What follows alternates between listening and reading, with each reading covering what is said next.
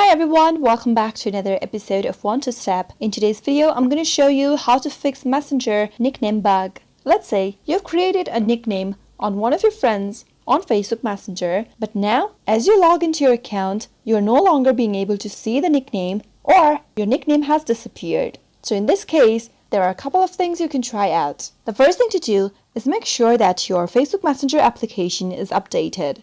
Go to your Play Store and search for Messenger. Where it says open, if your app is not up to date, you'll be able to see an update button. If your app needs updating, tap on update and download the latest version of Facebook Messenger and go back to your Facebook Messenger and see if that fixes your issue. Next thing to do is go to your settings. From your settings, tap on apps. Under apps, select Messenger. Once you open Messenger, in the app info page, select storage. Try clearing the cache of your Facebook.